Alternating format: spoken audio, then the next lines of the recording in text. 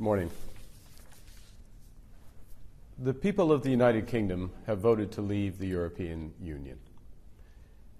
Inevitably, there'll be a period of uncertainty and adjustment following this result.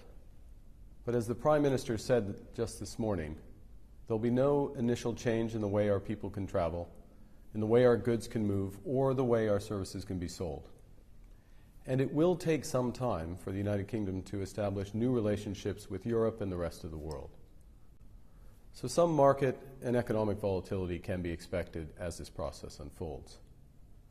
But we are well prepared for this. Her Majesty's Treasury and the Bank of England have engaged in extensive contingency planning, and the Chancellor and I have remained in close contact, including through the night and this morning.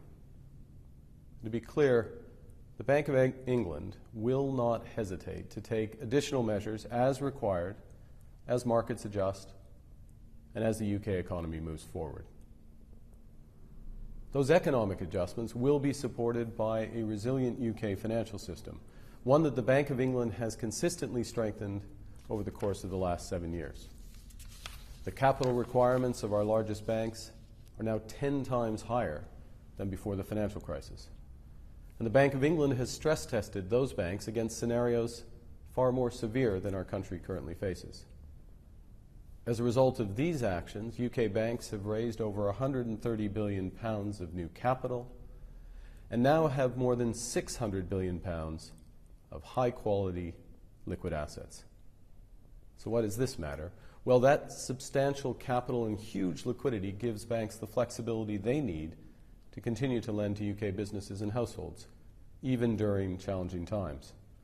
Moreover, as a backstop, and to support the functioning of markets, the Bank of England stands ready to provide more than £250 billion of additional funds through its normal market operations.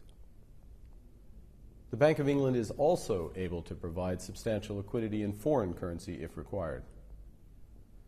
And we expect institutions to draw on this funding if and when appropriate, just as we expect them to draw on their own resources as needed in order to provide credit to support markets and to supply other financial services to the real economy.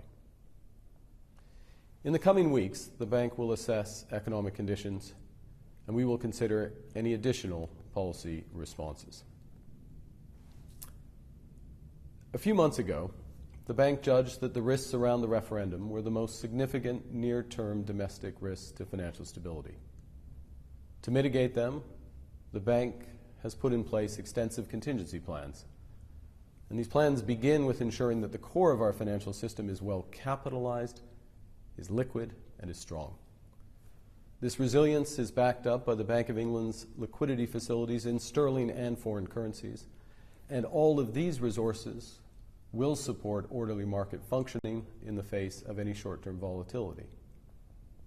The bank will continue to consult and cooperate with all relevant domestic and international authorities to ensure that the UK financial system can absorb any stresses and can do its job of concentrating on serving the real economy. That economy will adjust to new trading relationships that will be put in place over time. And it's these public and private decisions which will determine the UK's long-term economic prospects. The best contribution of the Bank of England, the best contribution we can make to this process, is to continue to pursue relentlessly our responsibilities for monetary and financial stability. These are unchanged, and we've taken all the necessary steps to prepare for today's events, and in the future, we will not hesitate to take any additional measures required to meet our responsibilities as the United Kingdom moves forward. Thank you very much.